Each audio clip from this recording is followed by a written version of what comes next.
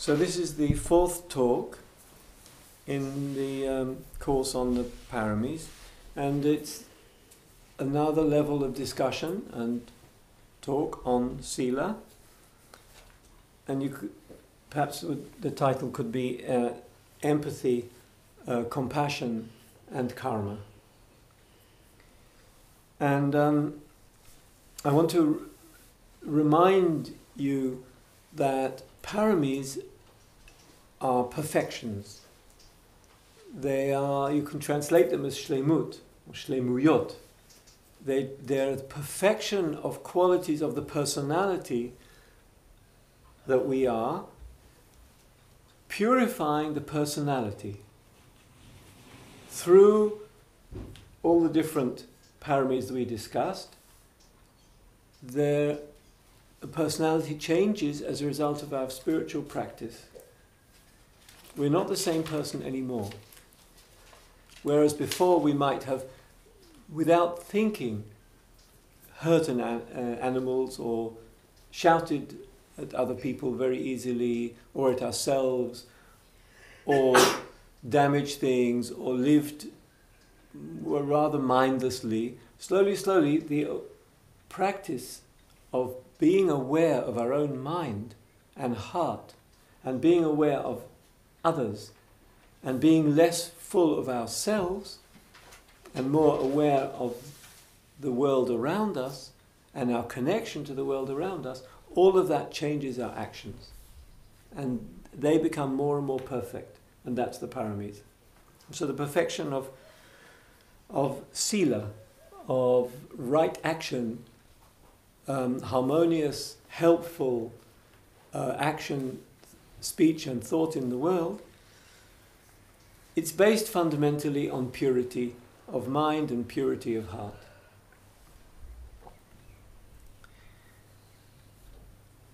And I really want to,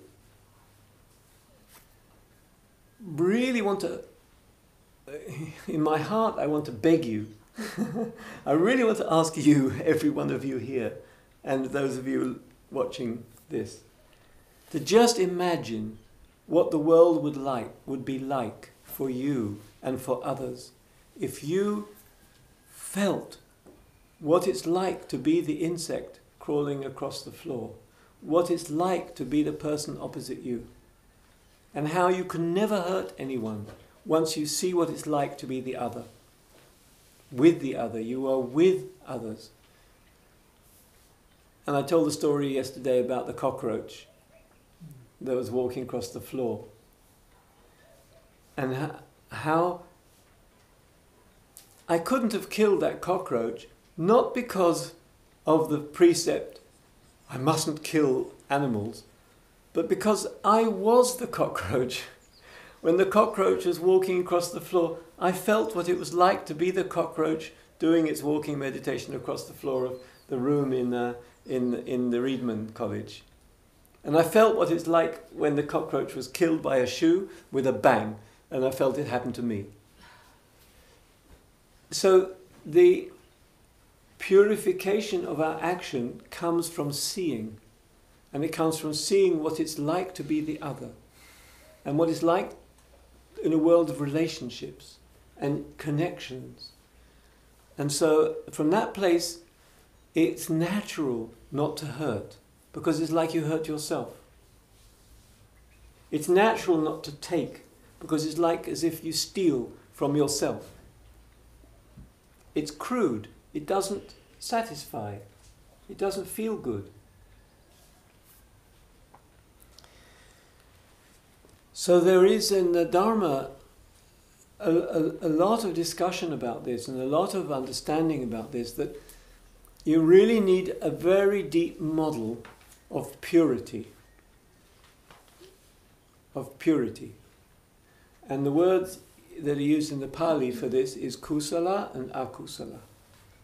And kusala is what is healthy, what is helpful, what is whole, what is harmony. And akusala is what is damaging, what is hurting, what is not healthy, what is not harmony. For example, conflict. So there's a deep concept of this.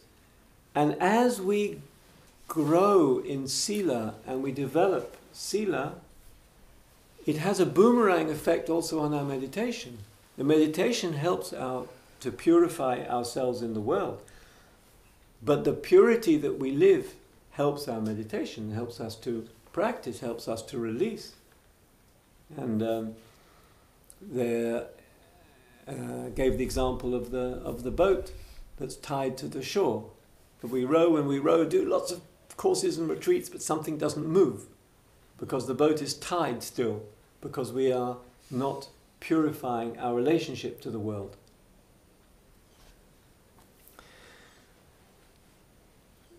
So we need to kind of work in both places. We need to work at the place of how we are in the world, which is why this course on the Paramis. And we need to work on how our inner life is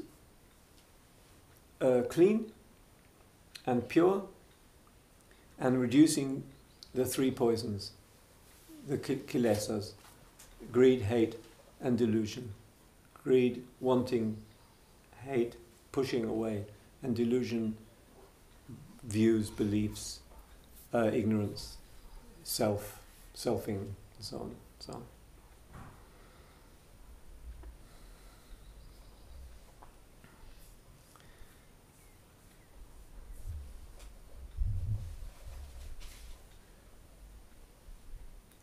So we can often feel difficulty in the world. We can often feel unhappy. We can feel people are. We can feel lack of justice, tzedek. We can feel we are hurt by others,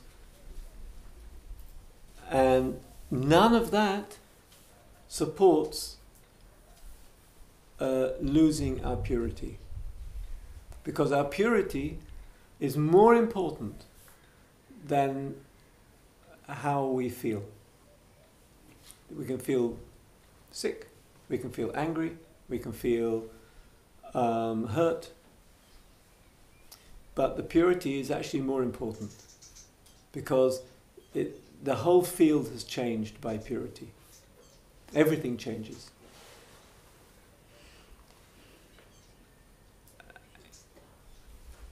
Our spiritual life changes. The basic amount of joy and peace in our life is changed.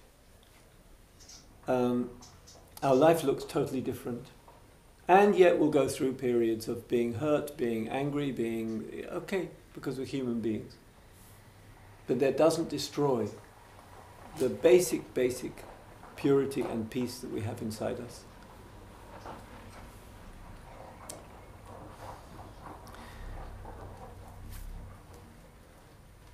Basic Sila at the deeper level is based on relationship, as I said a bit earlier.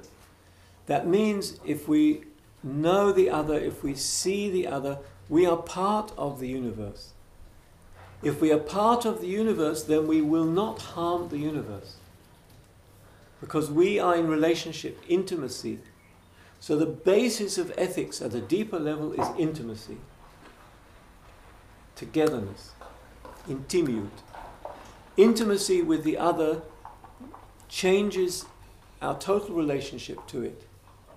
So we can have a sense, oh, a cockroach, because their juk is in the room, I don't like jukim in my house, quickly let me get the moitzah to kill the jukim. Or we can say, in relationship to the jukim, I see you. And then maybe we'll do something that we don't want the juk in our house, so we just take a cup and we get it out without hurting it, because we don't want to hurt the juk, because it's us. We are in relationship to it. The juk, our child, our parent, the person next door, the Palestinian kid 10 miles, kilometers from here, that is suffering, he's us. We are them. We are not different. So this sense of togetherness and belonging is a truth, deep truth. Now we can ignore it. We can say, okay, I don't believe the world like that. But that's the basis of dukkha. When we ignore that and we say, I am separate, I protect myself, I need to look after myself, they're enemies, the Jukim are enemies, the Palestinians are enemies, the Kotsim inside, I want a nice desha, I don't want Kotsim, they're enemies, this enemy, my body's enemy, giving me headaches, etc., etc. We're living a sheker, we're living a lie. We're living untruth. And that's why it's dukkha. So living in the truth makes us act differently. And that's how we act with Sila. And I have a beautiful quote here. I should scan it and send it to you. But it's by an Indian poet called Tuka. And he says, he talks about ethical behavior for someone that's more awake. And he says, don't kill a snake before the eyes of a saint, of a wise man or a holy man. For the saint's being includes all beings, and he is easily hurt. A single hair that you pick from your body causes instant pain. The person that sees life as a community will always suffer. To those who equate their being with everything, even the other is a sensation of self. Says Tuka, I give you the very root of ethics. Be happy to worship all beings in your own being.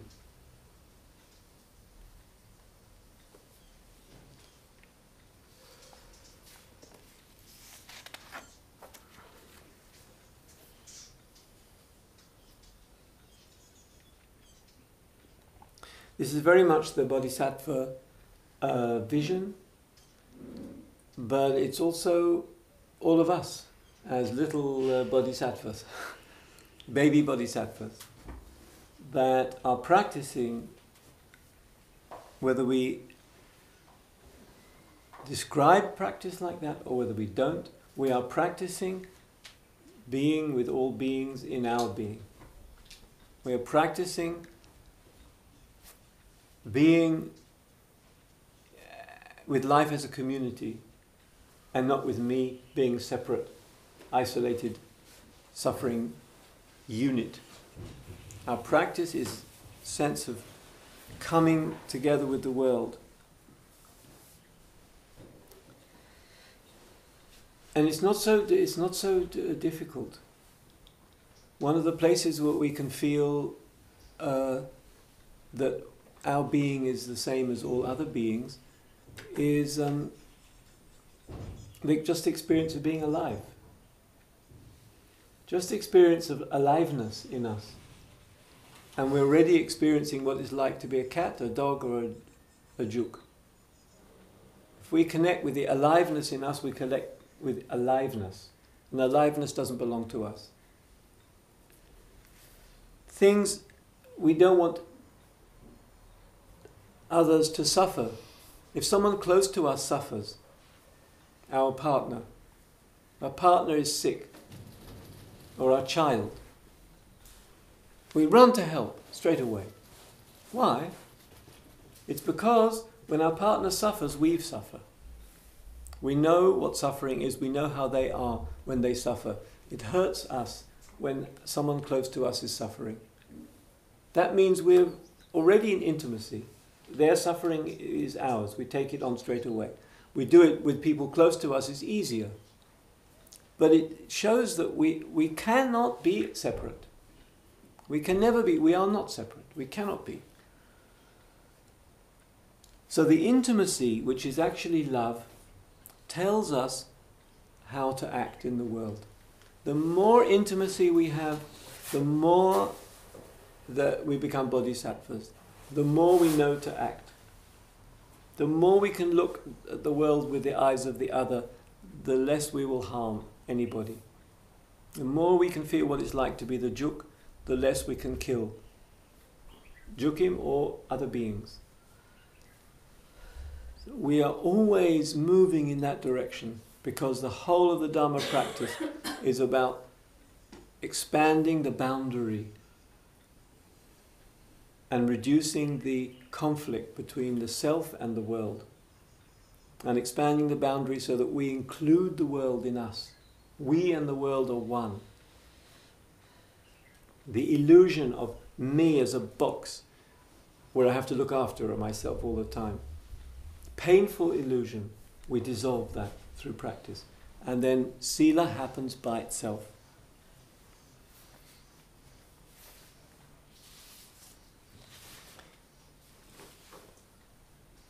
Looking after oneself, one looks after others.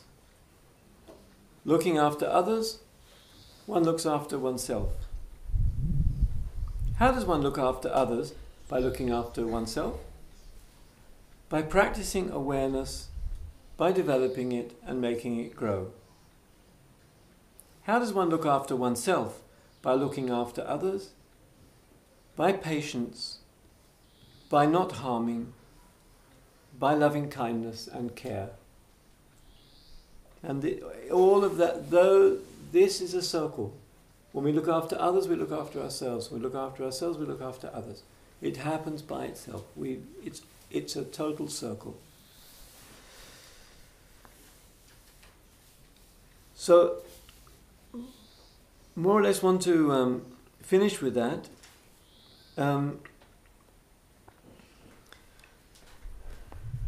One final word about karma, and I mentioned it before. Karma is simply action and interaction. That's what it is. With our intimacy with the world, we already change karma. We change karma because we are different, and the world is that much more pure, that much more different because we are different. We are sowing different seeds, whether we know it or we don't know it. Karma happens every time we open our mouth, every time we think something, every time we act. We are generating millions of karmic waves. We are making waves, whether we like it or we don't like it, whether we know it or we don't know it. Makes no difference. We are making waves. What sort of waves do we make? And karma can be shifted, karma is dynamic, karma can be stopped. Karma is just the waves and the way the waves interact with each other. There's a lovely story, short story, written I think by Tolstoy, about a village. And someone came into the village with a forged note, a star, a kesef star, mezuyaf. And he was trying to use it to get some food.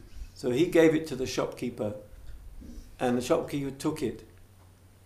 And then they gave him the food, and then they realized it was forged mezuyaf, so they passed it on to somebody else, and somebody else took it, and they had many problems because of that. And then they passed it on to someone else, and then it created a divorce, because the wife said, you're always getting all this, you're not helping, don't have any money, and now you've got a shtar mezuyaf, you've got a forged note. And everywhere this note went, this kesef forged went, it made damage and it created problems and fights between people and difficulties. And it spread through the village, this thing, making damage on the way, every time in some other family with some other problem. And the waves of difficulty and divorces and kind of arguments and poverty and so on. On the other side of the village, someone was giving a big feast and invited all the poor people. And because of this big feast, the poor people also fed others and gave to others. And so there were like two waves that were passing through the village. One wave from this act, which kept on and on and on, making further waves, and another good wave from the other side of the village moving. And the two of them mixed up. The negative waves and the positive waves kind of all mixed in the end. And it was such an interesting sort of story on karma, that we make waves on, and we don't know where they go, these waves. But we have endless possibility for change according to the power of our and the freedom of our awareness and our heart. We can stop the construction of painful worlds. We can stop the construction of painful worlds around us through Sila and awareness. And this is basically the vision of the Bodhisattva. Okay, thank you. Thank you. So let's just take a minute to reflect.